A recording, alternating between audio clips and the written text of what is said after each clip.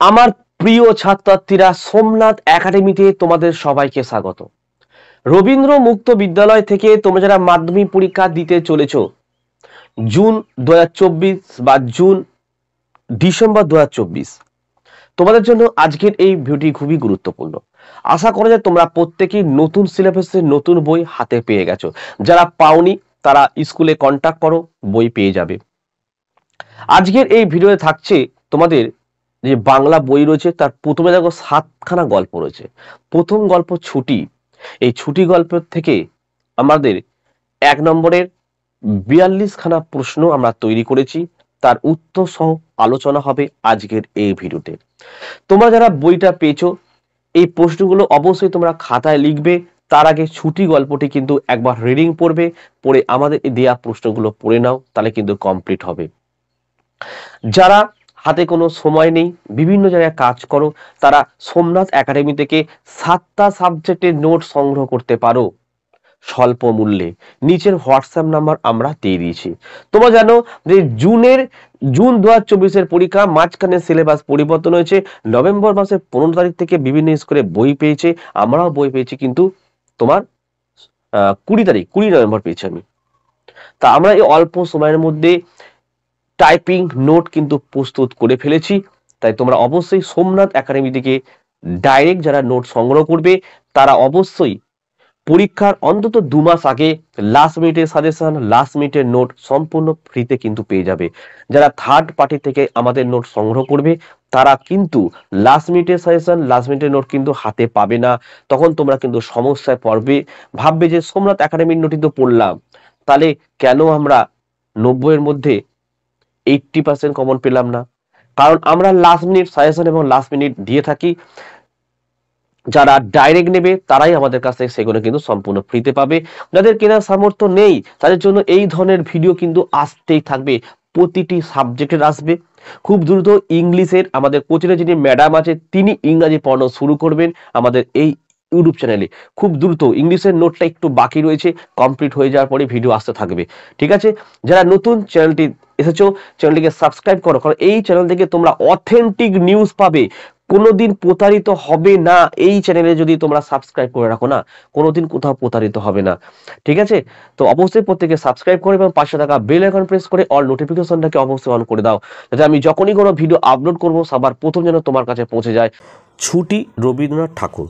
প্রতিটি প্রশ্নের মান 1 নম্বর প্রশ্ন দেখো, ছুটি গল্পটি গল্পগুচ্ছের কোন খণ্ডে সংকলিত হয়? উত্তর লিখবে প্রথম খণ্ড। 2 নম্বর প্রশ্ন, ছুটি গল্প কবে রচিত হয়? 1299 বঙ্গাব্দে। 3, ছুটি গল্পটি কোন পত্রিকায় প্রকাশিত হয়? লিখবে সাধনা পত্রিকা। 8, বালকদিগের সর্দার কাকে বলা হয়েছে? উত্তর লিখবে ফটিককে।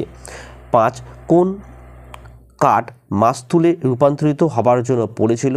লিখবে শাল কাঠ। 6 নম্বর প্রশ্ন, ফটিকের কনিষ্ঠকে? লিখবে মাখনলাল। 7, ফটিক নৌকার গুলুইয়ের ওপরে চড়ে কি চিবুতে থাকে?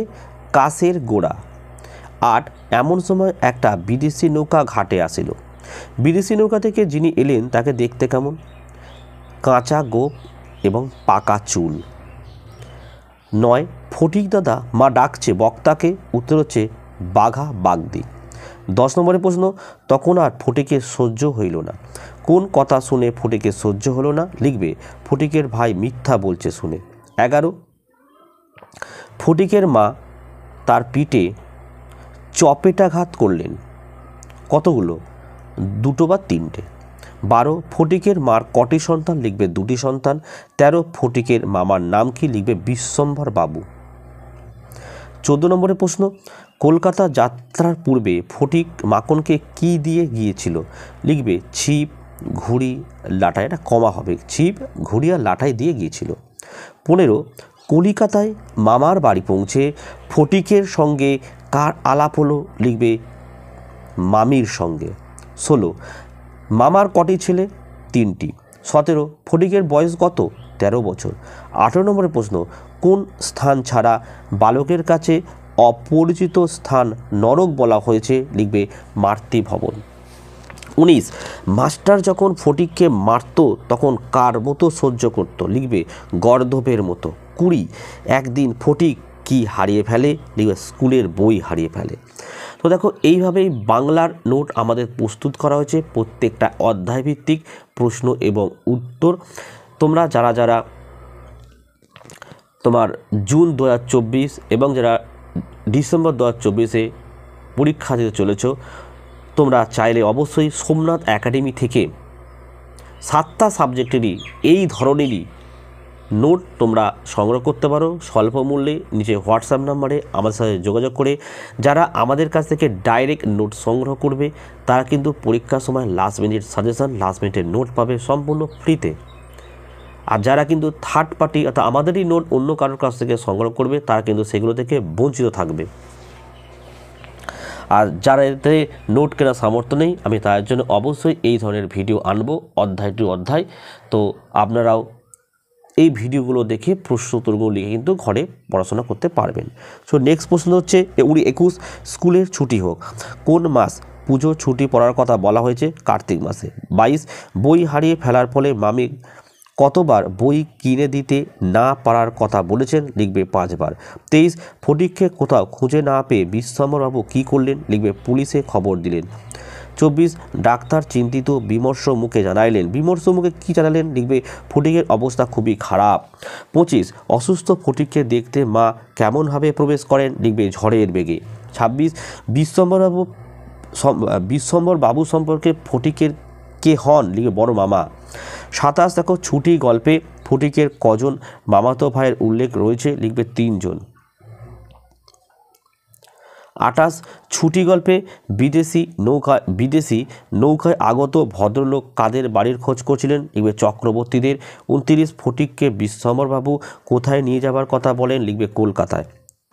30 কলকাতায় ফটিকের কোন আত্মীয়ের বাড়ি? লিখবে মামার বাড়ি। 31 ফটিকের বাড়ির কাজের লোকের নাম কি ছিল? বাঘা। 32 ফটিকের ছোট ভাইয়ের নাম কি? লিখবে মাখন। 33 কে মাখনকে সশব্দে চর কষিয়ে দিল? লিখবে ফটিক। 34 ফটিকের মা মাখনের পক্ষ নিয়ে ফটিককে কি করলেন? লিখবে পিঠে 2-3টে জোরে চর মারলেন। 35 ছুটি গল্পের কাঁচা পাকা বাবুটি ঘরে ঢুকে কি বললেন? লিখবে কি হচ্ছে তোমাদের। 36 ফটিকের বড় মামার নাম কি? লিখবে বিশ্বম্বর বাবু। 37 কলকাতায় পৌঁছে ফটিকের প্রথমে কার সাথে আলাপ হলো? লিখবে মামির সাথে। 38 মামার বাড়িতে কার স্নেহ থেকে ফটিক বঞ্চিত হয়েছিল? লিখবে মামিমা। 39 ফটিক তার মামির কাছে এসে কি হারানোর কথা বলেছে? বই হারানোর কথা বলেছে। 40 ফটিক কোথায় যাবে বলে মামার বাড়ি থেকে পালিয়েছিল? লিখবে মায়ের কাছে। 41 কোন মাসে ফটিকের স্কুলের ছুটি হওয়ার কথা? লিখবে কার্তিক মাসে। 42 মা আমাকে মারিস নে মা উক্তিটি কার? লিখবে ফটিকের।